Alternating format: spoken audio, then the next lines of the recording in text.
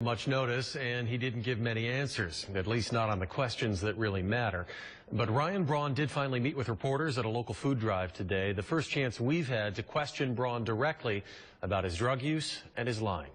I'm not really going to get into too many specifics about what happened other than saying that I'm extremely remorseful. Braun met with reporters for about 15 minutes today after helping to collect food for the Hunger Task Force outside Miller Park.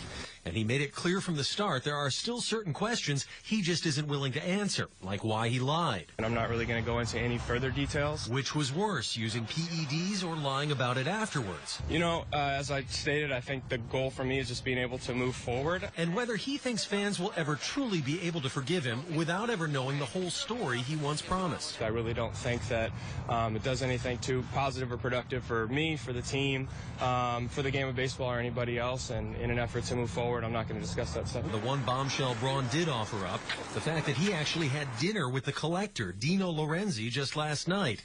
The same man Braun famously tried to blame for his failed drug test. The Lorenzi family was actually gracious and kind enough to have my fiancée Larissa and I over their house for dinner last night. And we had some really good conversation.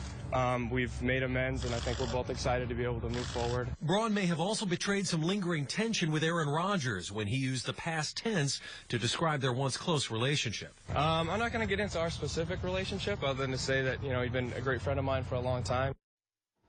So what do local fans think of Braun's latest effort to make amends? We asked two members of the same family who happened to be there for today's news conference, and they came away with two very different opinions. There are rules to be followed, and I think they need to be followed. And so you need to hear more from him? I would like to hear a little bit more from him. I really would. I think it's kind of obvious why he did it. You don't think he needs to say exactly what he did and why he did it?